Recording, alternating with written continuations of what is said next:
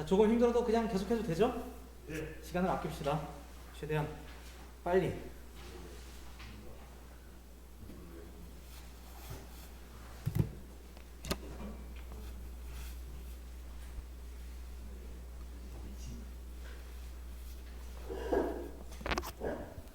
자, 지난 시간에 이어서 현대 소설 오늘 제3인간형 볼 차례죠? 예, 보도록 하겠습니다. 한 가지만 좀 여쭤볼게요. 학교에서 여러분들이 이거 본문 다 읽으시나요? 선생님이 다 읽어주세요? 읽고 분석해주세요? 그러면 내가 본문을 다 읽어줄 필요는 없겠네? 어때? 묻지마? 알아서 해? 자, 그리고 또 하나. 이게 중요한 질문인데 선생님이 이거 문제 출제하실 때 수특에 실려있는 부분이 있고요. 실려있지 않은 부분들이 있어요. 실려있지 않은 부분까지 보라고 하셨나요? 어떤가요? 딱히 없었어요? 그게 우리가 준비하는데 문제가 될 수 있거든? 그러니까 입에 수특에 실려있는 부분만 시험에 나온다 그러면 문제가 없죠. 근데 이 소설에서 지금 수록되지 않은 부분들이 혹시라도 문제 제시가 된다면 애를 먹을 수 있거든요. 장편 소설 같은 경우는 그걸 다 읽기가 어렵겠지만 단편 소설 같은 경우는 만약에 그렇다면 우리가 몇 작품을 읽어보는 게 도움이 될 수도 있어요. 근데 만약에 그렇게 출제가 안 된다 그러면 또 시간 낭비일 수도 있고, 그러니까 그 부분을 학교 선생님한테 한번 문의해 보시면, 문의해서 저한테 알려주시면 제가 거기에 맞춰서 준비를 해드리겠습니다. 우선은 이제 전체 줄거리 계속 살펴보고 있으니까 어떤 부분이 나오더라도 기본적인 인물의 구도, 갈등 구도 이런 것들은 여러분들이 아실 수 있지만, 그래도 만약에 미수록된 부분이 출제가 된다면 여러분들이 조금 더 작품을 자세히 들여다보는 게 도움이 되겠죠. 자, 그러면 오늘 수업 내용으로 들어가 보도록 하겠습니다. 제3인간형이고요. 이 작품도 본문으로 들어가기 전에 작품에 대한 간단한 설명하고 들어가도록 하겠습니다. 우리가 일관된 방식으로 소설 지문을 분석하는 게 굉장히 중요하다 제가 몇 번 말씀드린 적이 있고요. 꼭 소설 지문만이 아니라 국어 공부를 하시면서 여러분들이 다양한 작품을 일관된 방식으로 분석하는 연습을 계속 해나가셔야 돼요. 그래야만 기복 없이, 실수 없이 작품들을 분석할 수 있다, 이런 얘기였고, 제가 소설을 분석할 때 뭐가 제일 중요하다고 했나요? 소설은 어쨌든 인간에 대한 이야기거든. 인간에 대한 이야기. 결국 인물이 제일 중요한 거예요. 인물이. 그러니까 여러 가지 방식으로 소설 지문을 분석해낼 수 있겠지만 제 생각에 가장 좋은 출발점이 뭐냐면, 가장 좋은 포인트가 뭐냐면 인물이에요. 인물을 중심으로 그 작품을 파악하는 게 가장 수월하다, 가장 정확하다, 이 얘기입니다. 그럼 인물이 중요해. 오케이. 그럼 인물을 어떻게 분석해야 된다고 말을 했어? 인물에게 있어서 가장 중요한 건 두 가지 요소입니다. 첫 번째, 인간의 욕망. 그 인물의 욕망. 그 인물이 무엇을 원하고 있느냐, 굉장히 중요해. 근데 제가 욕망이라고 말을 하면 뭔가 특정한 형태의 어떤 욕구인 것 같아. 그렇게 생각하지 마시고요. 소설에서 뭔가 원하는 게 있으면 욕망이야, 그게. 어디 가고 싶으면 욕망이야. 뭐를 사고 싶으면 욕망이야. 뭔가를 갖고 싶으면 욕망이야. 어떤 일을 하고 싶으면 그것도 욕망이야. 아시겠죠? 그러니까 그 인물이 원하는 것, 바라는 것이 어디에 있는지 보셔야 됩니다. 그래서 그 인물의 욕망을 파악하시면요, 그 욕망이 어떤 식으로 좌절되는지, 충돌하는지, 차단되는지, 방해되는지 우리가 알 수 있어. 그럼 뭐야? 그런 지점을 잡으면 거기가 이제 갈등 지점이 되는 거죠. 갈등. 그 욕망이 좌절된다거나 방해를 받는다거나 차단된다거나, 그럼 그게 전부 다 갈등이야. 그러면 그 갈등이 사건을 만들겠죠. 왜냐? 그 갈등 상황에서 각각의 인물들이 반응할 테니까. 그래서 인물의 욕망과 반응 두 가지를 보시면 그 인물의 성격을 파악할 수 있다. 물론 아예 전지적 작가 시점 같은 데서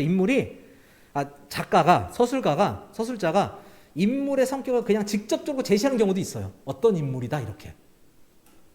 하지만 그렇게 직접적으로 제시되는 부분을 제외하고서는 어떻게? 인물의 욕망과 반응을 통해서, 행동을 통해서 인물의 성격을 파악할 수 있다. 그거 기억해 두시고, 갈등이 나왔으면 갈등이 어떻게 의미화될 수 있는지 한번 보셔야 됩니다. 이 갈등이 어떤 의미를 갖는지.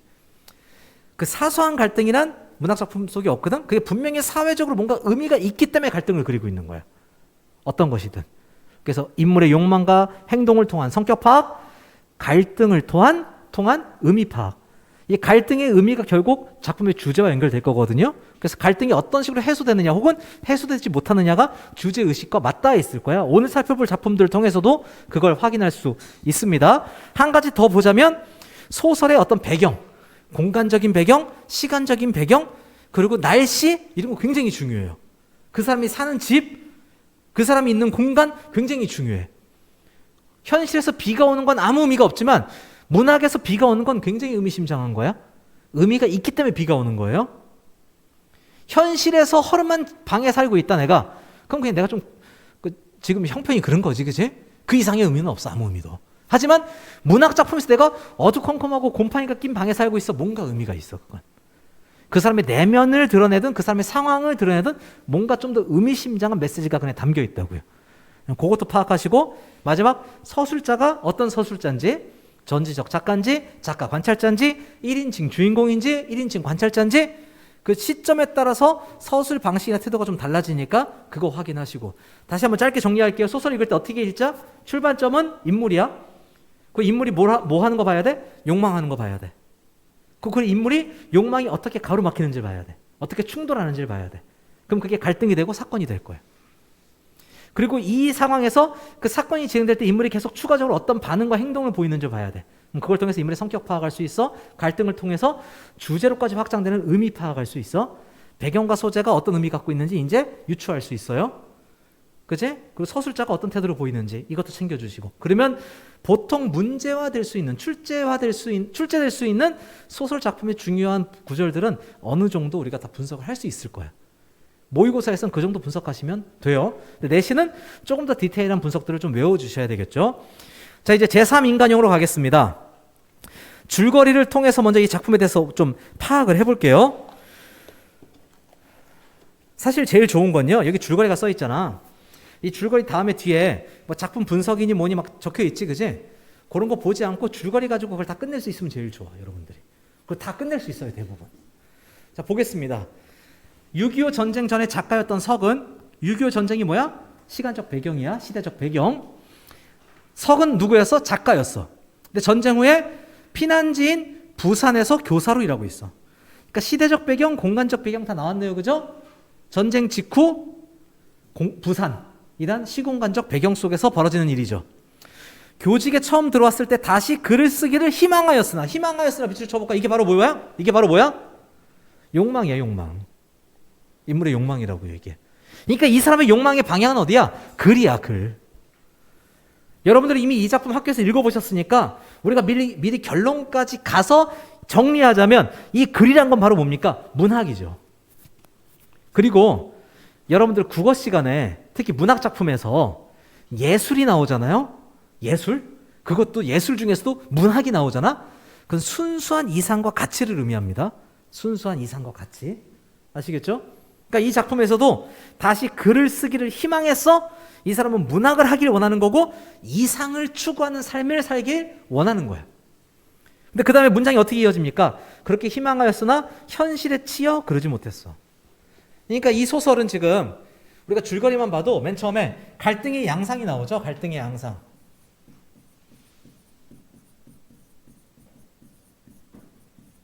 갈등의 양상이 어때요? 이상과 현실이 대립하고 있어.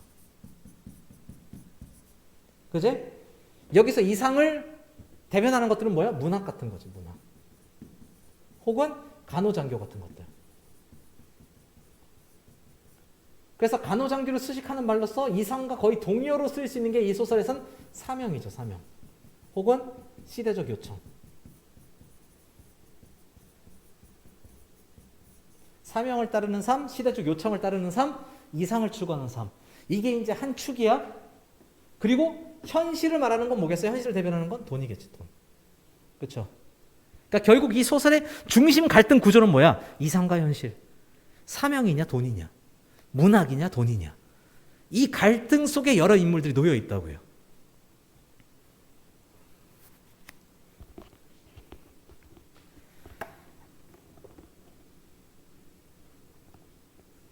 자, 이어서 보겠습니다. 그러던 어느 날 전쟁 전 동료 작가였다가 전쟁 때 소식이 끊기고 온갖 소문만 무성할 뿐이었던 친구 조은이 그를 찾아와. 두 번째 인물 나왔죠. 석은 조은이 타고 온 차에 동승해 요리를 먹으러 가고 술을 마시며 궁금했던 것들을 물었으나 조우는 종이꾸러미를 꺼내며 미에 대해 이야기해. 세 번째 인물 나왔지? 자, 미가 설명됩니다. 부유한 가정에서 자란 명랑한 성격의 문학소녀로 조언을 따르던 사람이야. 그러나 전쟁의 와중에 미의 집안은 풍비박산이 났고 전쟁 후 사업에 성공한 조언은 부산에서 우연히 다시 만난 그녀를 돕고 싶어해. 그래서 어떻게 제안해요? 다방을 차려주겠다고 제의하지만 미인은 생각할 여유를 달라고 해. 며칠 후 조언을 만나기로 한 미인은 간호장교에 지원하여 시험을 보러 간다는 내용의 편지를 남겨. 그러니까 조언은 다방을 지시했고 미인은 간호장교를 하려고 하죠. 그러니까 조언의 욕망의 방향과, 그러니까 조언이 하고 싶어하는 것과 조언이 그럴싸하다고 생각하는 것과 미가 하고 싶어하는 것이 지금 정면으로 충돌하고 있는 거야. 검정 넥타이를 담은 종이꾸러미를 다방에 남겨놓고 떠나. 이를 계기로 뭐야? 미의 편지를 계기로 혹은 검정 넥타이를 계기로 조은은 자신의 정신적 타락을 뼈저리게 느껴. 조은에게서 이런 이야기를 들은 석 또한 미에게 강한 인상을 받고 그날 밤 집으로 돌아와 자신의 삶을 돌아보며 잠을 이루지 못한다 라고 말하는데요. 이 소설을 또 분석할 때 갈등의 양상이 나왔고요. 두 번째 사건이 있는데요. 두 개의 사건이 중요하게 제시되거든요. 여러분들 문학작품에 사건이 나오면 그 사건 자체보다도 뭐가 중요하냐? 사건 전후의 변화가 중요해요. 변화가. 그래서 제가 사건 후의 반응을 보라 이렇게 말하는 것도 사건 후의 반응을 통해 인물의 성격을 파악할 수 있는 거고요. 사건 전과 다른 후의 모습을 통해서 이야기가 진행이 되는 거거든. 여기서 두 개의 사건이 나와요. 하나의 사건은 먼저 전쟁이야. 그럼 세 인물이 나오는데 이 6.25 전에 이 모습, 이들은 어떤 사람들이었어요? 전부 다 셋 다 이상을 추구하는 사람이었지. 그 이상을 추구하는 게 뭐야? 전부 다 문학. 석도 작가, 조은도 작가, 미인은 문학소녀. 그쵸? 그러니까 전쟁 전에 평온하던 때에는 셋 다 뭐야? 이상을 추구하던 인물들이었어. 아주 올곧은 인물들이었어. 근데 전쟁 후가 됐죠. 전쟁 후가 된 다음에 이 세 인물이 각각 분화하지. 그지? 세 인물이 각각 분화해요. 먼저 조은이가 있어. 조은이는 어떻습니까?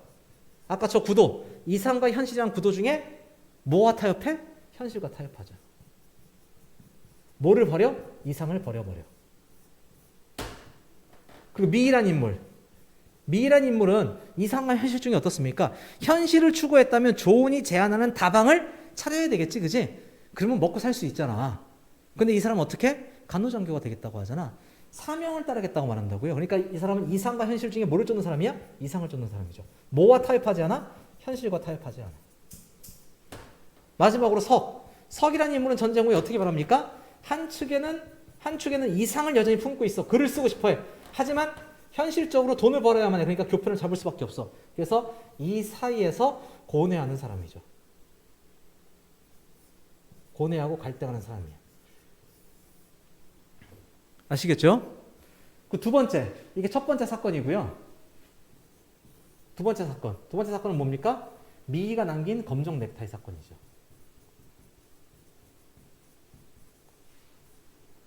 이 검정 넥타이 전후로 어떤 변화가 일어납니까? 조은 같은 경우 어떻게 됩니까? 타락을 각성하지. 석은 어때요? 고뇌가 더 깊어지죠. 더 커지지. 그지? 부끄러움을 느끼게 된다고. 부끄러움. 그렇기 때문에 우리가 검정 넥타이를 뭐라고 부를 수 있는 거야? 어떤 반성의 매개체, 반성의 매개물 이렇게 부를 수 있어요.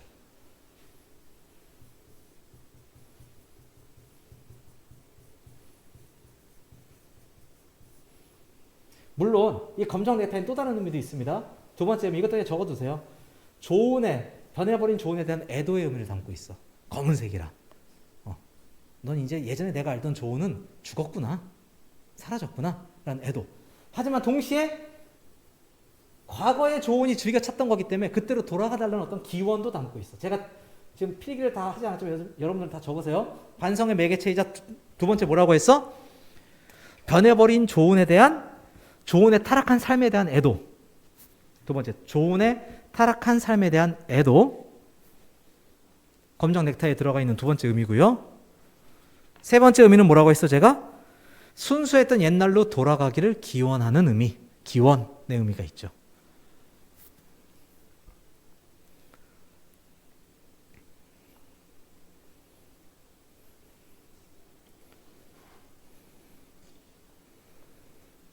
그러니까 6.25 전쟁 후에 조은과 석은 이렇게 살고 있는데 석은 그 전부터 부끄러움을 느끼긴 했어. 갈등하긴 했어. 하지만 미리를 통해서 엄청나게 충격을 받고 그 고뇌가 더 깊어지는 거고요. 조은은 자기가 타락했다는 것도 몰랐지만 미리를 통해 자기가 이상을 버리고 현실에 따르고 있는 타락한 삶을 살고 있다는 것을 자각하게 되지. 그래서 미희하고 검정 넥타이는 어떤 그런 자각, 성찰, 반성을 이끌어내는 존재로 이 작품에 나와 있죠. 자, 이 소설은요 단편 소설이고요. 막 장편 소설들처럼 대단한 갈등과 대단한 사건이 제시돼 갖고 그 갈등과 사건 중심으로 작품을 이끌어가지 않습니다. 단편 소설은 좀 그러기가 힘들어요. 왜냐하면 사건 하나를 만들어내 갖고 그 갈등을 이끌어내고 그 갈등 속에서 인물이 변화하는 모습을 그리려면 분량이 확보돼야 되거든. 단편은 분량이 짧단 말이야. 그래서 이 소설은 그냥 6.25 전쟁으로 해서 각각 변해버린 새 인물을 통해 그 당시 우리 사회에 어떤 인간형들이 존재하고 있으며 바람직한 지식의 삶은 어떤 것인지를 좀 고민하게 만드는 작품이다 라고 생각하시면 되겠죠. 자, 그래서 이 소설 보시면 이게 제1인간형이고요. 제2인간형이에요. 이게 제3인간형입니다. 제3인간형. 소설의 제목도 제3인간형이죠. 자, 이 정도 보시면 뒤에 안 보셔도 상관없어요. 본문으로 들어가겠습니다. 본문으로. 그러니까 소설을 분석한다는 게 생각보다 대단한 걸 하는 게 아니야. 그냥 어떤 인물들이 나왔고 걔네가 어떤 욕망을 갖고 있는데 그 욕망이 어떻게 좌절되고 있고 어떻게 충돌하고 있고 그 갈등이 어떻게 진행되고 있고 그 갈등이 어떻게 해소돼서 어떻게 주제화되고 있는지 그 갈등 상황 속에서 인물들이 각각 어떤 말을 하고 어떤 행동을 하는지 여러분들이 영화 볼 때 다 하는 거야. 여러분들이 영화를 볼 때 웬만한 친구들이 이미 다 머릿속에서 하고 있는 일을 소설을 읽을 때 하면 되는 거예요. 근데 물론 영화하고는 다른 어떤 감각이 필요하지. 영화에선 인물의 배우의 연기라든가 조명이라든가 연출이라든가 음악 같은 걸 신경 써야 되겠지만 여기서 뭘 신경 써야 돼? 서술어라든가 수식어라든가 그죠? 어떤 표현 방법 같은 거에 좀 신경을 쓰셔야 되겠죠. 아, 여기서는 이런 식의 표현되고 있네. 이런 식의 서술어를 쓰고 있네. 이런 식으로 진술하고 있네. 그게 영화를 본다고 치면 조명을 따지고 음악을 따지고 OST를 따지고 연기를 따지는 거랑 비슷한 거야. 작품 내용을 더 효과적으로 전달하기 위한 방법들이라고요. 영화에선 그게 카메라 기법으로 쓰이는 거고 소설에선 소설 표현 기법으로 쓰이는 거고요. 나머지는 여러분들 영화 볼 때 하는 걸 그냥 똑같이 하면 돼. 영화 보고 다 하잖아. 야, 저 인물 어떤 인물이야? 아, 쟤 그런 애야. 야, 이 사건 핵심이 뭐야? 야, 이래서 이렇게 됐어. 야, 그럼 이거 무슨 말이야? 아, 이거 이런 영화야. 여러분들이 다 하는 거거든요.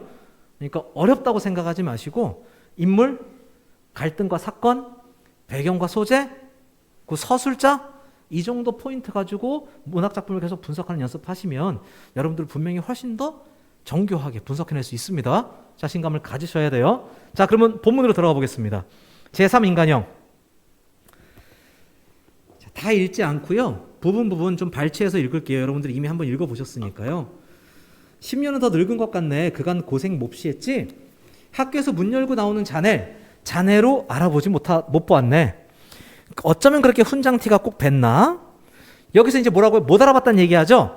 그 다음 문장도 보면 상큼한 콧날과 움푹 팬 눈이 자네 얼굴의 특징이었는데 콧날은 없어지고 눈마저 변했다면 통 못 알아볼 뻔했네? 라고 또 변해버린 외모에 대한 묘사가 나오지. 이 소설은요 특징적으로 어떤 외면에 대한 묘사를 통해서 인물의 성격과 심리를 제시하는 기법을 많이 사용합니다. 여기서도 사실은 이게 단순하게 네가 선생 티가 난다, 야 못 알아보겠다 이런 얘기가 아니고요. 이 인물들이 변했을 거다. 뭐가? 성격이. 6.25 전쟁 전후로 완전히 다른 인물이 됐을 거라는 걸 이런 외양에 대한 묘사를 통해서 암시하고 있는 겁니다. 예, 그렇게 기억해 주시면 되고요. 여러분들이 이 소설을 전문을 보시면 그런 장면이 나와요.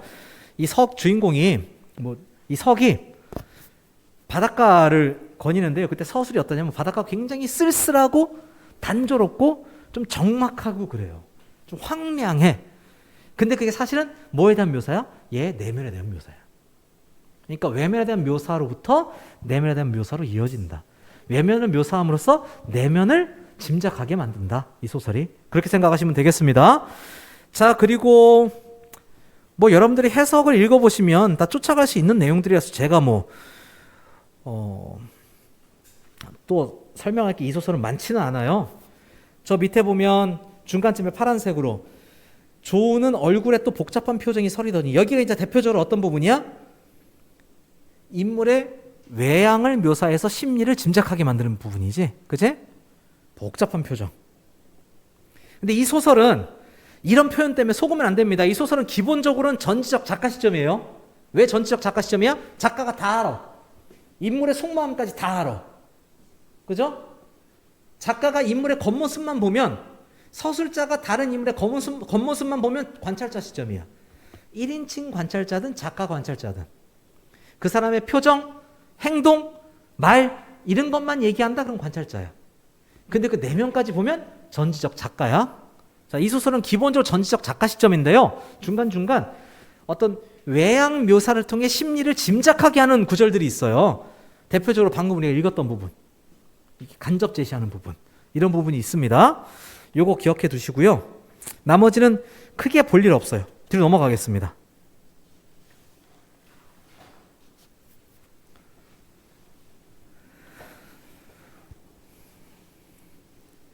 미의 편지 부분 한번 볼까요?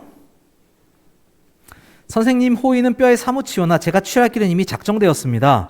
그 사이 저는 선생님 몰래 간호장교 시험에 지원했습니다.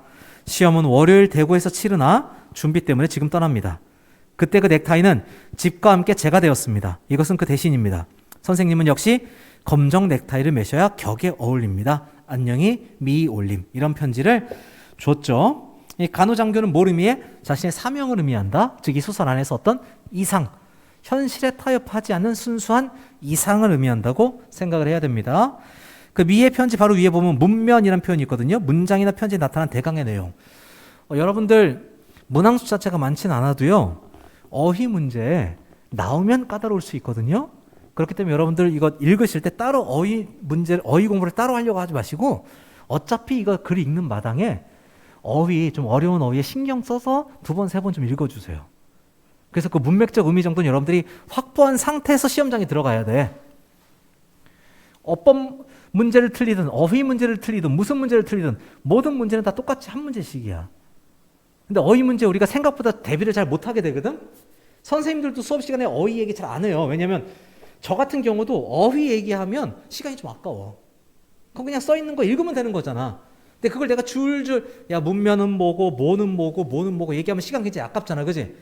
그러니까 강사도 수업 시간에 얘기를 잘 안 해줘. 근데 학생도 주제가 뭐냐, 갈등이 뭐냐, 조금 더 의미심장한 내용들 위주로 보기 때문에 어휘는 그냥 쓱 지나가 버리는 경우가 많아. 그러다 보면 시험 보기 전까지 사실은 중요 어휘들을, 낯선 어휘들을 전혀 정리하지 않고 시험장에 들어가게 되거든요. 근데 그러다가 어휘 문제 만나면 실수할 가능성이 높습니다. 그러니까 어휘 꼭 챙겨가 달라는 거야. 잘 읽어보시고요. 자, 저 밑에 부분 한번 보겠습니다.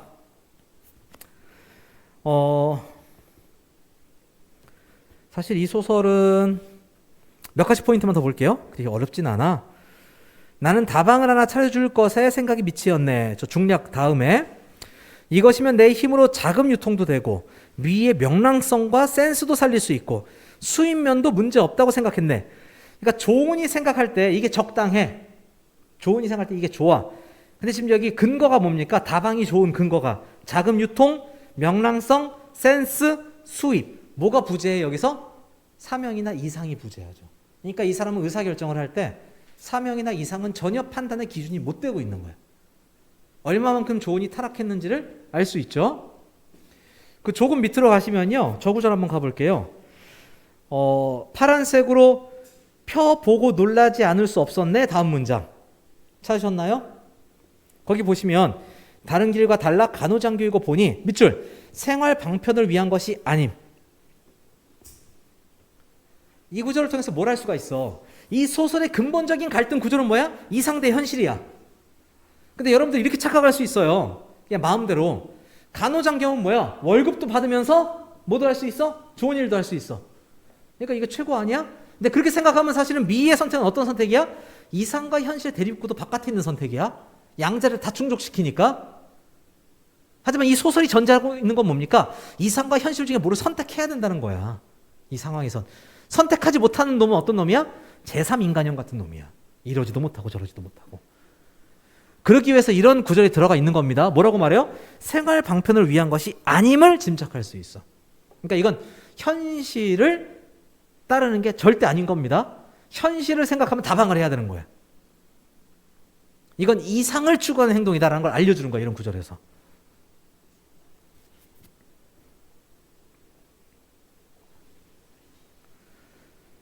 자, 그리고 그 단락 밑으로 쭉 가시면요. 밑에서 네 번째 줄. 조은의 긴 이야기를 듣고 난 석은 여기 올 때까지 그렇게 호기심을 끌었고, 그 다음에 밑줄 한번 쳐볼까요? 기대의 대상이 되었던 그에게는 이제 아무런 흥미도 가지지 않았어. 더욱이 그의 고민 같은 것은 문제도 아니었다. 밑줄 치고 제가 무슨 얘기하고 싶은 거냐면 이런 게 전지적 작가 시점임을 알려주는 구절들이죠. 얘가 지금 서술자가 누구의 등장인물의 뭐를 얘기하고 있어? 내면을 얘기하고 있잖아. 그러니까 얘는 마음속도 뚫어보고 있는 거예요 지금. 그러니까 뭐야? 전지적 작가 시점이지. 전지적 작가 시점이라는 걸 알려주는 구절이 뭐 다른 데도 있지만 대표적으로 한 군데 더 있습니다. 그 다음 페이지 가시면요. 다음 페이지 맞나요? 여러분들하고 저하고 페이지가 똑같나? 다음 페이지 가시면 밑에서 한 네 번째 줄. 작은 따옴표 치고 조은의 말대로 조은은 사변의 압력으로 그의 사명을 포기했고 사변을 통하여 미인은 용감하게 시대적 요구에 응할 수 있는 사람으로 변하였다. 그러면 나는 하는 부분이 있잖아. 이거 뭡니까? 속마음이지? 속마음? 예. 이걸 다른 식으로 뭐라고 불러요? 내적 독백이라고 부릅니다. 내적 독백. 인간 내면에서 내적으로 일어나는 독백이야. 근데 서술자가 이걸 전달해주고 있지? 그러니까 뭐야? 전지적 작가 시점이야. 다 알고 있는 거야. 내면까지. 그냥 관찰자 시점이라면 그냥 심각한 얼굴을 하고 있었다. 마치 이런 것처럼 고민하고 있었다. 이렇게 식으로 썼겠지, 글을.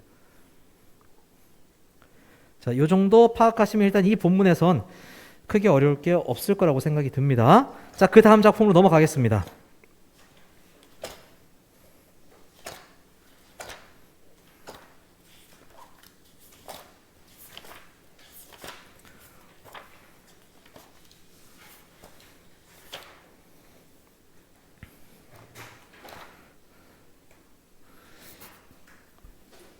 여러분들 내신 이거 잘 보시려면요. 요 내용 정리 잘 하셔야 되지만요. 문제를 열심히 푸셔야 돼요. 문제를 성실하게. 일단 내용 정리 한번 한 다음에는 그 내용 정리에 너무 집착해갖고 계속 내용 정리만 하시지 말고 그러면 능률이 잘 안 생겨. 계속 문제를 풀면서 약점을 보완하고 덧칠하고 그렇게 하는 게 훨씬 더 효과적입니다. 공부할 때. 그러니까 문제 열심히 푸시고 조금 있다가 제가 아까 이거 나눠드렸잖아요. 이것도 집에 가서 꼭 풀어보시고요. 이거 말고 다음 주에 또 나눠드릴 거예요. 그러니까 여러분들이 풀어보실 문제는 얼마든지 있기 때문에 여러분들이 성실하게 문제를 풀면서 조금 더 세밀하게 작품을 분석하는 연습을 하시면 됩니다. 자, 그 다음 비 오는 날로 가보겠습니다. 비 오는 날. 손창섭의 비 오는 날. 이 작품 아마 여러분들은 한 번 이상 보신 작품일 거예요. 그렇죠? 그렇게 어렵고 낯선 작품 아니지? 어떻습니까? 어렵고 낯선 작품인가요? 수업 시간에 처음 봤어? 모의고사나 문제집에서 본 적이 있죠? 없어요? 오케이, 알겠습니다. 뭐 그럴 수 있어. 교과서 수록 작품이긴 한데요. 이게 교과서가 다양하기 때문에 여러분들 교과에서 이제 못 봤을 수 있죠. 자, 비 오는 날이고요. 이것도 전후 소설이에요. 전후 소설. 그러니까 6.25 전쟁을 배경으로 하고 있는 소설입니다. 미리 말하자면 굉장히 어둡고 축축한 소설이에요. 굉장히 어둡고 축축한 소설. 이 소설에서 가장 중요한 포인트 중에 하나는 뭐냐면 이 소설의 배경이에요. 시대적 배경으로서 6.25 전쟁, 공간적 배경으로서 피난지 부산. 그보다 더 중요한 게 비라는 어떤 상황적인 배경. 이 소설은 계속 비 오는 날에 벌어지는 일이거든. 비 오는 날에 원구가 동욱이와 동욱이를 계속 만난단 말이야. 그 마지막에 동욱이하고 동욱이가 사라져버리죠. 어디로 갔는지도 몰라. 그런 상태에서 원구는 비 오는 날이면 계속 우울감에 빠져요. 이런 배경 소재들이 작품 내부에서 어떤 의미를 갖는지 그거를 잘 이해하시는 게 첫 번째 중요하고요. 두 번째, 이 인물들의 특성을 좀 이해하는 게 중요합니다. 그러니까 이런 소설들은 이 소설 역시 어떤 대단한 사건이나 갈등이 일어나지도 않아. 그래서 인물들의 사건이나 갈등을 통해서 그게 서사적으로 계속 연결되지도 않아요. 그러니까 이 소설은 뭐야? 어떤 시대 분위기, 또 시대 속에 물들어 있는 어떤 인간을 그냥 보여주는 데 목적이 있어. 그리고 그런 문학도 필요하겠죠. 아주 재미있게 사건이 꼬리에 꼬리를 물고 이어지는 문학도 있겠지만 이것처럼 어떤 시대적 분위기와 인간형을 보여주는 소설도 있을 수 있어요. 그렇기 때문에 시대적 분위기를 대변하는 비라는 소재, 또 이 새 인물을 통해서 드러나는 이 당시 어떤 인간들의 상태, 이런 걸 우리가 이제 파악해두면 된다는 얘기입니다. 이거 설명 역시 줄거리로 가서요, 줄거리 읽으면서 정리하도록 하겠습니다. 여러분들이 소설 작품을 조금 더 잘 읽을 수 있는 방법 중에 하나는 뭐냐면요, 줄거리 분석 연습을 계속 하는 거야. 소설 지문 읽으실 때, 그리고 여러분들 자습서나 이런 거 보실 때요, 줄거리가 나와 있잖아. 그 줄거리에서 뽑아낼 수 있는 만큼 뭔가를 뽑아내려고 연습하시면요, 사실 줄거리라는 게 뭐야? 그 작품의 핵심을 뽑아놓은 거야. 그 작품의 중심 인물들 설명해 놓고, 그 인물을 이해하기 위해서 반드시 필요한 인물의 상황 설명해 놓고, 그 소설의 중심 사건들 설명해 놓은 거야. 그치? 그러니까 말하자면 사실은 줄거리가 제가 생각할 땐 가장 좋은 분석이에요. 다른 분석보다. 그래서 여러분들이 소설을 조금 더 잘 이해하시기 위해서 할 수 있는 가장 좋은 공부 방법 중에 뭐냐면 줄거리를 분석하는 거예요. 줄거리를. 문학작품 보실 때 너무 빨리 해설로 가지 마시고 줄거리가 있으면 줄거리에서 내가 뽑을 수 있는 만큼 다 뽑아보자. 얘의 욕망은 뭐고, 얘의 갈등 상황은 뭐고, 갈등은 어떻게 전개가 되고, 배경은 무엇이고, 그러면 생각보다 굉장히 많은 걸 뽑아낼 수 있어요. 아시겠죠? 자, 그러면 줄거리로 한번 들어가 보겠습니다.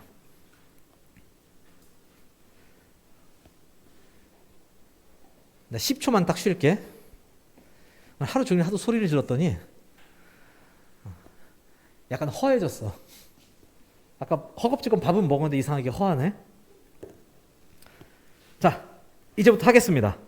자, 전체 줄거리 볼게요. 어느 날 원군은 피난지 부산의 거리에서, 공간적 배경이 나와 있죠. 부산. 우연히 동창이자 절친한 친구인 동욱을 만나. 원구하고 동욱은 친구예요. 근데 동욱에게 가족이 있죠. 미혼의 여동생 동옥과 함께 살고 있어. 그리고 동욱과 동옥의 경제적 상황이 제시가 됩니다. 동옥이 그린 초상화로 미군 부대를 드나들며 생계를 유지하고 있어. 그렇게 잘 살지 못하겠지, 그지? 여기 나와 있는 등장인물 세 인물이 다 가난해요.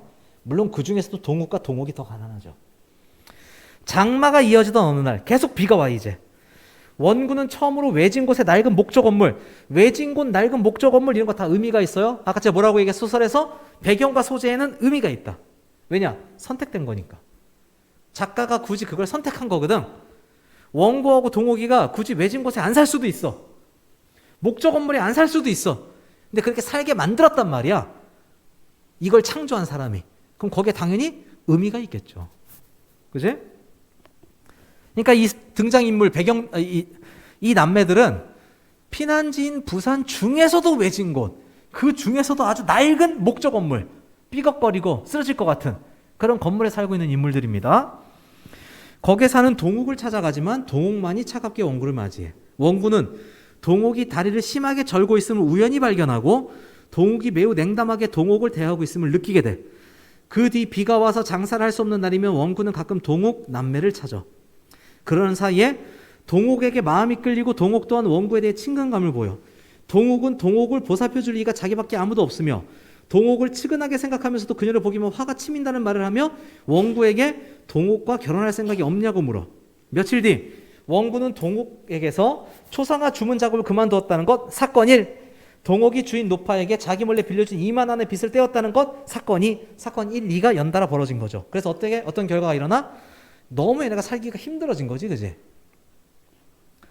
오랜 장마로 장사가 되지 않자 마음이 어지러웠던 원구는 동욱의 집을 찾아가지만 주인이 바뀌어 있어. 새 주인으로부터 동욱은 아마 군대에 끌려간 듯 며칠째 소식이 없고 동욱 또한 혼자 며칠 밤을 울다가 주인이 나무라자 원구에게 편지를 남기고 떠났는데 그 편지는 부주의로 그만 없어졌다는 말을 전해들어. 얼굴이 반반하니 몸을 판들 굶어 죽기에 하겠냐는 새 주인의 말에 분노를 느끼죠. 그리고 원구는 네가 팔아먹었구나 라고 생각을 해. 하지만 싸우지도 못합니다. 그 다음에 결국은 그 분노가 자신에게 되돌아옴을 느껴. 내가 동욱이를 망친 것이다. 내가 팔아먹었다라고 느끼게 돼. 그래서 어떻게? 무기력하게 돌아서. 그 뒤부터 비가 오는 날이면 원고의 마음은 동옥남매 생각에 우울해지곤 한다. 자, 여기 줄거리 잠깐만 보겠습니다. 이 줄거리 보면 일단 배경이 어떻습니까? 전쟁 후고요. 굉장히 가난한 상황이고요. 계속 비가 내리는 상황이야. 일단 배경부터 굉장히 어둡고 축축하고 눅눅한 분위기죠. 그죠? 여기 나와 있는 등장 인물들도 그렇습니다. 근데 이 인물들을 보시면요. 욕망이 없냐? 소설을 읽어보면 욕망이 아예 없진 않아. 동욱이 같은 경우는 어때요? 동욱이는 목사가 되고 싶어 하잖아. 통역 장교가 되고 싶어 한다는 얘기도 해요. 그러니까 이 사람도 욕망이 있기는 있어. 그리고 동옥이하고 원고한테 가장 중요하게 드러난 욕망은 뭐야? 서로를 향한 끌림이지, 그지? 서로를 향해 끌림도 느껴. 그러면 이 등장인물 사이에서 아주 강렬하진 않지만 어떤 욕망이 발견된단 말이야. 그러면 욕망이 있는 인간이면 그 욕망을 추구하는 행위가 따라야 되잖아. 그 행위가 있어야 뭔가 갈등에 부딪히는 사건이 일어나든 할 거 아니야. 근데 이 인물들은 어떻게 해요? 아무것도 안 해. 아무것도. 동옥이는 편지를 썼지만 그 편지는 전달되지 못해. 원고는 얘네 상황이 딱하다는 걸 알면서도 아무런 도움도 주지 못해. 동옥이하고 연애하지도 못해. 동욱이도 일거리 잃은 다음에 통역장교가 되겠다, 목사가 되겠다 말은 떠들지만 어떤 노력도 하지 않아. 금방 포기해버려. 그래서 결국 이 작가가 말하고자 하는 건 뭐냐면 이런 우울한 시대에 굉장히 무기력하게 패배감에 잠식당에서 살고 있는 인간들을 묘사하고 보여주는 게 이 작품의 본질이다. 이렇게 이해하시면 됩니다. 그러니까 어떤 대단한 사건이나 갈등 같은 게 애초에 생기기가 힘들어. 예를 들어서 동옥이가 실종됐잖아요. 말하자면 실종이 전 더 적합한 표현인 것 같은데 동옥이가 실종됐는데 사라졌는데 동옥이가 사라진 다음에 이 원고가 굉장한 죄책감을 느끼는데 그 죄책감의 결과 어떤 행동을 합니까? 아무것도 안 해. 주인과 싸우지도 않아? 보통 사람 같으면 어떡하겠어? 주인 멱살 잡겠죠. 너 이 자식 내가 가만 안 둘 거야. 사실대로 말해. 어떻게? 얼마에 팔았어? 이럴 거 아니야? 내가 어떻게든 그 돈 내가 갚을 거야. 어딘지 돼. 내가 데리고 올 거야. 이렇게 얘기하지 않겠어요? 근데 아무것도 안 한단 말이야. 굉장히 무기력한 인물들이다. 그러니까 여기 나와 있는 원고, 동욱 이 세 인물의 공통점이 뭐야? 전부 다 자기 나름의 방식으로 다 무기력해요. 그러니까 자기의 욕망을 이루기 위한 어떤 노력도 하지 않아. 그거 그냥 자신에게 주어진 불행을 그냥 받아들이기만 해. 그래서 어떤 상태에 빠져 있어? 우울한 상태에 빠져 있는 거지.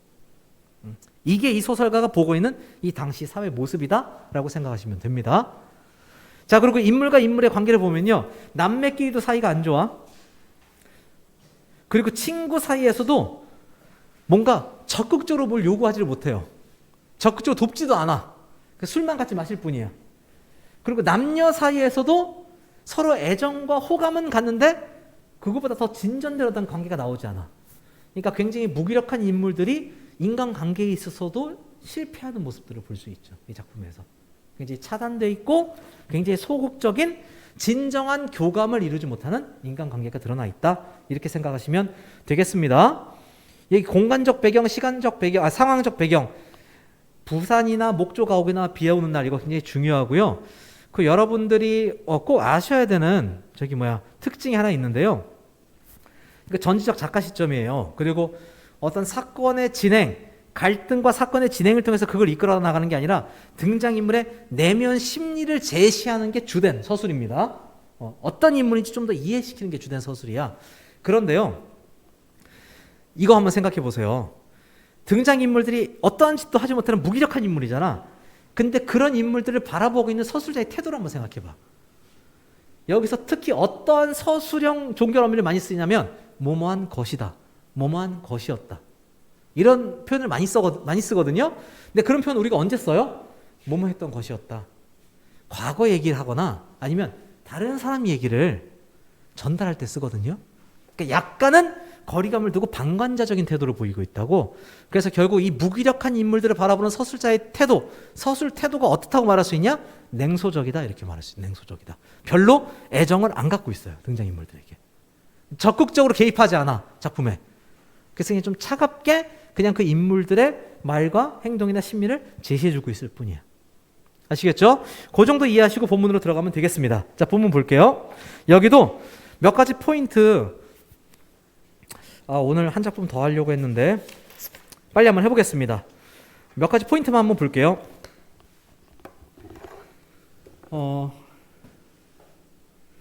어휘 몇 가지 살펴보면서 내려가겠습니다.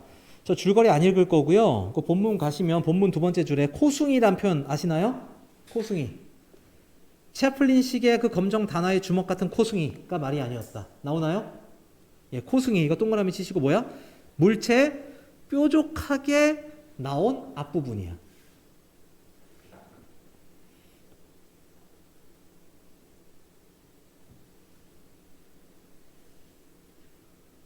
물체에 뾰족하게 나온 앞부분.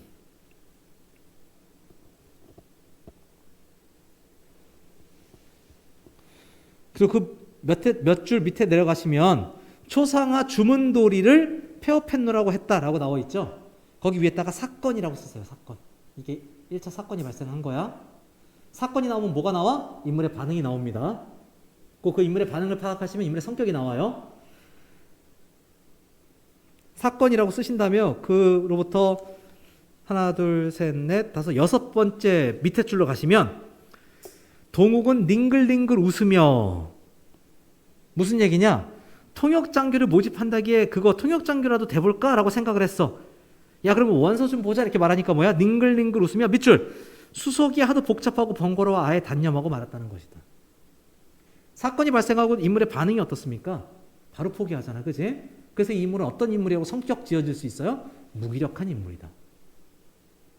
자신의 욕망을 실현할 어떤 의지도 보이지 못한다? 무기력함이라고 생각할 수 있죠. 그로부터 또 밑에 줄 가시면요. 밑에 네 번째 밑에 줄. 저 끝부분 보면 초상화가 팔리지 않게 된 다음부터 동옥은 초조와 불안 속에 한층 더 자신의 고독을 주체하지 못해 쩔쩔맨다는 것이었다. 여기까지. 여기 괄호를 치시든 밑줄을 치시든 쓰시고요. 이게 바로 뭐예요? 그 위에 나와 있는 사건에 대한 동옥의 반응이에요. 동옥의 반응이 무기력함이라면 동옥의 반응은 뭡니까? 불안입니다. 불안. 이것도 적극적인 반응은 아니죠. 그죠? 맨 마지막에 원구가 동옥이 사라진 사건에 대한 반응이 뭐였어요? 우울이었지. 우울. 그러니까 이 등장인물들은 어떤 정서적 반응밖에 못해. 슬픈 일이 생기면 우울한 거고 어떤 일이 생기면 불안해하는 거야. 근데 그거를 씻어내기 위한 어떤 일을 할 능력도 의지도 없는 인물들입니다. 이건 근데 이런 거예요. 여러분들이 공부 안 할 때 야 너 왜 공부 안 하니? 왜 이렇게 의지가 없어? 그런 의지는 아니야.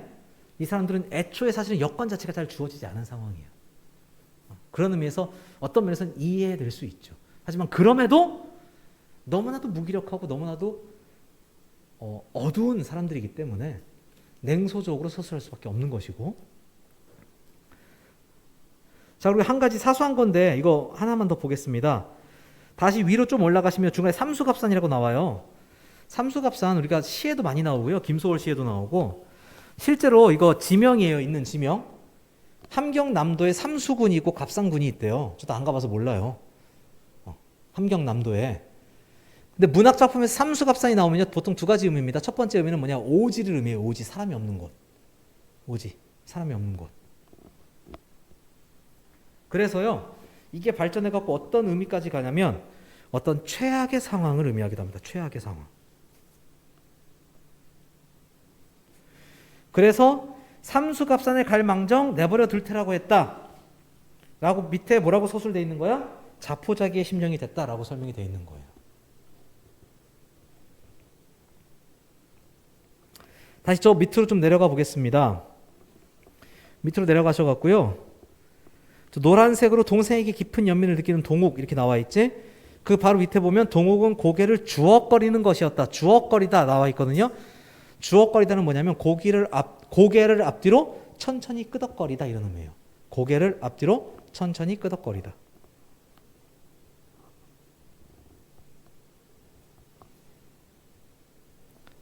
그 밑에 줄 가시면 자기는 귀엽고 목사가 되겠다 그래. 그러니까 동욱에게도 욕망은 있어요. 욕망이 아예 없는 건 아니야. 그 욕망을 실현할 의지적 행위가 전혀 없는 거지. 자, 맨 밑으로 가시면 저 파란색으로 밑줄 쳐져 있어요. 동옥은 뒷방에 살고 있는 주인 노파에게 어쩌고 저쩌고. 여기 위에 사건이라고 또 쓰세요. 두 번째 사건이야. 첫 번째 사건이 실직이라면 두 번째 사건은 사기죠. 사기. 사기를 당한 거야. 그러니까 그 돈을 2만 원이나 2만 환이나 잃어버렸어. 그 여기 한 가지 더 쓰세요. 노파는 이 집까지도 팔아먹고 귀신같이 도주해버렸다. 밑에 뭐라고 쓰시냐면요. 전후 각박해진 세태라고 쓰세요. 전후 각박해진 세태.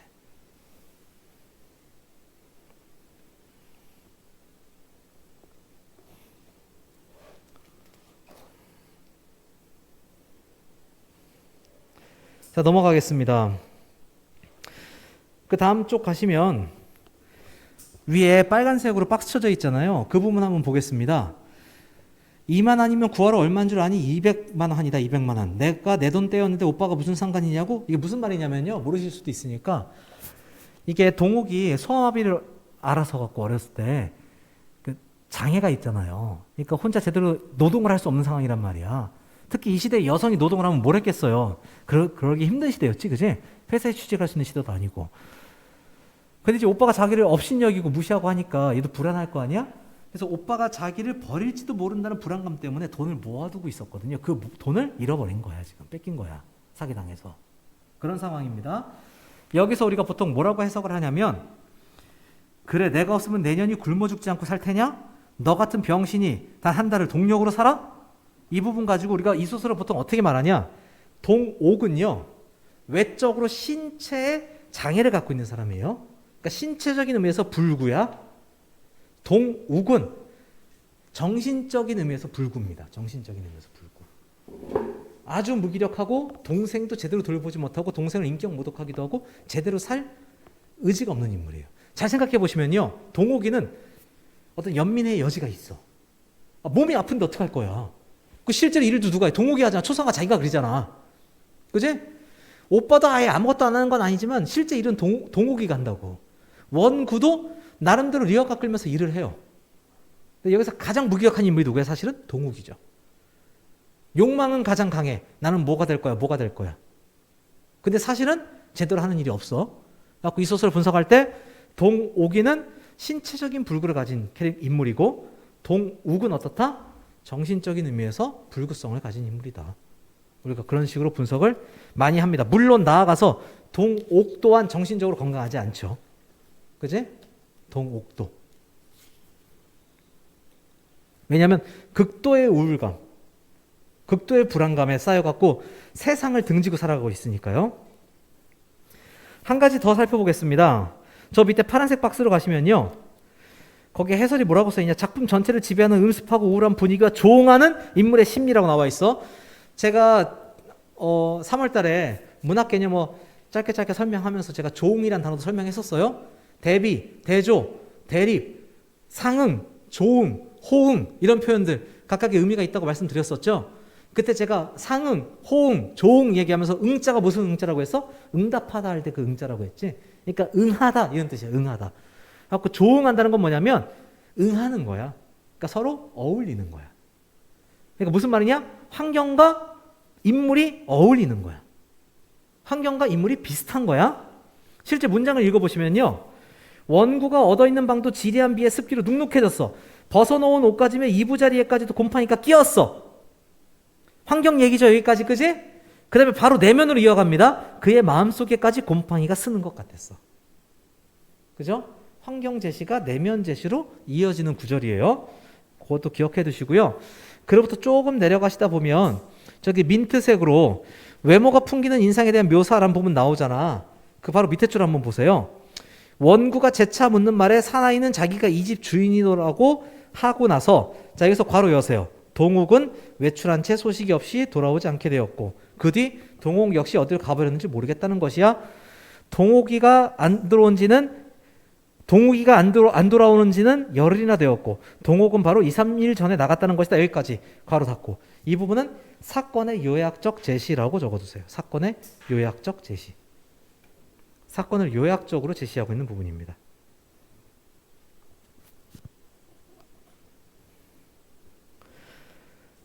저기 맨 밑에 줄로 가시면요. 이 정도 볼게요. 허전거리는 다리로 걸어나가는 것이었다. 이렇게 얘기하거든요. 허전거리는 다리. 허전거리다는 무슨 말이냐면 다리에 힘이 빠져서 쓰러질 듯이 걷는 모습이에요. 그 페이지 맨 밑에 줄. 허전거리는 다리. 저랑 페이지가 좀 다른가요, 여러분들? 저는 똑같죠? 똑같을 거야. 똑같은 자료니까. 다리에 힘이 빠져서 쓰러질 듯이 걷는 모습. 일단 그 정도 보시면 되겠습니다. 여러분들이 이렇게 내용 정리하신다면 너무 내용 정리만 계속 보지 마시고요. 문제를 많이 푸셔야 돼요. 문제를. 그게 중요합니다. 6분밖에 안 남았는데 여러분들이 학교 진도 어디까지 나갔어요? 다 했나요? 소설 다 배웠어요?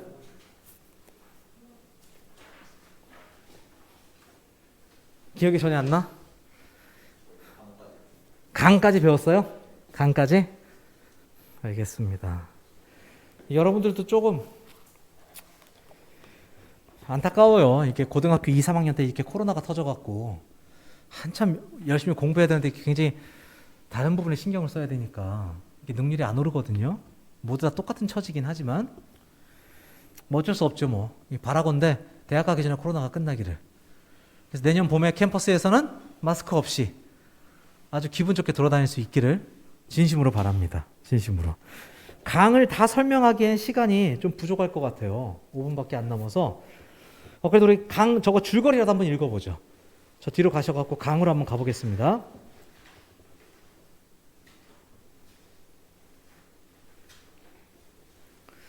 여러분들이 학교 설명을 들으셨으니까 이미 잘 아실 거라고 생각을 해요. 이 강이란 소설, 저기 작품 줄거리 들어가기 전에 생각해 보세요. 강은 어떻습니까? 강은 흐르잖아. 지나가 버린단 말이야. 그치? 지나가 버려요. 그러니까 이 소설을 보면 마치 강물이 흐르듯이 인물의 상황이 굉장히 밝았던 과거로부터 어둡고 칙칙한 현재까지 그냥 흐르듯이 쑥 지나오는 것처럼 묘사되는 부분이 있습니다. 그러니까 소설이 강인데요. 마치 이렇게 흘러가는 것처럼 인물들이 굉장히 똑똑하고 잘나고 희망차고 재능이 있고 그랬던 모습에서 점차 단계 구비를 지나면서 점점 어두워지고 열등감에 사로잡히고 어두운 인물이 되는 그런 과정이 나오거든요. 그게 이제 소설이 의미하는 바다. 지금 계속 이거 수특에서 나와 있는 작품들이 굉장히 어둡고 조금 이게 소외되어 있는 인물들이 계속 제시가 되고 있습니다. 그러니까 실제 뭐 문학이라는 게 그래요. 굉장히 행복한 사람들은 문학이 잘 안 나와. 왜냐? 행복한 인물 가지고는 재밌는 얘기가 잘 안 나오거든. 뭐 행복한데 뭐 어쩔 거야. 구구절절 사연이 많은 사람들이 나와야 재미가 있겠지. 자, 여기 줄거리 정도 한번 볼게요. 김 씨와 이 씨와 박 씨. 이 소설의 하나의 특징은 중요 인물이 4명이거든요. 김 씨 나오고 이 씨 나오고 박 씨 나오고 어떤 여자가 나오잖아요. 근데 전부 다 익명입니다. 익명. 그렇게 익명이란 형식을 취함으로써 이 등장인물들이 사실은 어떤 고유 명사를 가진 어떤 살아있는 인물이 아니라 어떤 의미를 가진 인물이 아니라 굉장히 철저하게 무의미 속에 내던져진 소외된 인물이라는 걸 보여주고 있는 거야. 그러니까 어떤 형식적인 특징이 어떤 주제의식으로까지 이어지고 있는 경우입니다. 그거 보시고요. 줄거리 계속 보겠습니다. 김 씨와 이 씨는 박 씨의 하숙생들이야. 셋은 버스를 타고 군아리의 혼인집으로 가고 있어. 박 씨는 군대 기피자였고 지금은 초등학교 교사야. 그의 곁에는 살찐 젊은 여자가 있어. 그녀는 술집 작부야. 이들 셋과 여자는 같은 곳에서 하차해. 밤늦게 혼인집을 다녀온 세 사람은 거나하게 취해버려. 박 씨와 이 씨는 낮에 만났던 그녀의 술집으로 가고 김 씨는 혼자 여인숙에서 잠을 청합니다. 침구를 가지고 방에 들어온 여인숙 아이를 보면 김 씨는 자신의 과거를 떠올려. 이 자신의 과거를 떠올리는 부분에서 김 씨의 어떤 내력이 길게 나오죠. 그지? 김 씨의 내력이 길게 나와. 가난하지만 공부를 잘하는 아이를 보면서 마찬가지로 가난했지만 공부를 잘했던 자신을 떠올리는 거야. 근데 그 태도가 어떻습니까? 굉장히 냉소적이에요. 그 표현이 어때? 굉장히 반어적입니다. 그래, 너는 희망이 있겠지. 그래, 너는 성공할 수 있겠지. 기회는 얼마든지 있겠지. 그 모두가 다 반어법이야. 왜 반어야? 제가 반어는 어떻게 확인할 수 있다고 했어요? 상황과 대립되는 표현이 반어입니다. 원래 반어의 애초의 의도는 속뜻과 겉뜻이 다른 말이야. 근데 속뜻이 제대로 제시되지 않았다면 뭘 판단 기준으로 삼아야 돼? 상황을 판단 기준으로 삼아야 돼. 얘가 어떤 상황이야? 모든 기회를 잃고 패배한 상황이잖아. 그런 상황에서 그래, 기회는 얼마든지 있겠지. 이거 무슨 말이야? 반어야. 냉소적으로 보고 있는 거야. 그렇게 길게 이 김 씨에 대한 이야기가 나옵니다. 그리고 나서 술집 여자로 초점이 옮겨가는데요. 술집 여자는 어떤 욕망을 갖고 있어? 신부가 되고 싶은 욕망을 갖고 있어. 그죠? 특히 누구와? 대학생과. 그래서 김 씨가 대학생이란 말을 듣고 그 말만 듣고 김 씨를 찾아와요. 그래서 김 씨가 자고 있는 모습을 가만히 들여다봐. 요즘 같은 시대면 이제 범죄죠, 범죄. 그렇지? 낭만이 아니라. 예. 어쨌든 이 작품은 1960년대거든요. 1960년대. 그렇게 좌절된 김 씨의 욕망과 실현될 가능성이 없어 보이는 이 여성의 욕망. 이 두 가지가 소설의 중심 내용이고요. 그 여기 주변으로서 이 씨와 박 씨는 어떤 인물입니까? 자신들은 나는 뭐 세무서 직원이고 나는 국민학교 교사야. 그러니까 뭐 나는 뭐 괜찮아. 나는 잘 살고 있어. 나는 즐기고 있어. 라고 말하지만 사실은 속이 비어있는. 실제로는 좀 허무하고 속물인데다가 소외되어 있는 인물들을 상징하고 있습니다. 한 가지만 더 이야기하고 이제 끝날게요. 이제 10시고 10시 넘어 수업을 하면 안 되니까 이제 법적으로. 마지막 한마디. 이 작품은요. 사실 대단한 여기도 서사적 상황이 안 나와 있어. 지금 오늘 보는 작품이 다 그렇습니다. 굉장한 사건이 벌어지고 사건에 대한 갈등이 이어지고 뭐 이렇게 서사적으로 진행이 잘 안 돼. 인물들의 내면, 인물들의 상황을 제시하는 소설들이야. 근데 여기서 좀 연관성이 없을 법한 김 씨와 여자의 사연들 위주로 소설이 이해되는데요. 이 연관성이 없는 이 장면들을 하나로 통합해주는 기능을 어떤 소재가 합니다. 그게 바로 뭐야? 눈이야, 눈. 전반부에 나오는 눈과 후반부에 나오는 눈. 전반부 버스 안에서 보이는 진눈깨비와 후반부에서 보이는 한방눈. 이게 이 작품을 통일시켜주는, 통합시켜주는 기능을 한다. 일단 그 정도 하고 그 의미는 제가 다음 시간에 설명을 할게요. 다음 시간에 이건 뭐 10초, 20초 내로는 설명하기 좀 힘들어서 다음 시간에 설명을 하도록 하겠습니다. 자, 수고 많이 하셨고요. 우리 또 수업하는 거 걸리면 안 되니까. 자, 일단 오늘 여기 수업을 끝내고요. 여러분들 이번 주에 이제 내용 정리 하셨으니까요. 문제 푸시면 문제 열심히 풀면 내용 정리가 또 반복해서 되거든요. 문제 아주 열심히 풀어보세요. 자, 그러면 다음 시간에 만나겠습니다. 수고하셨습니다.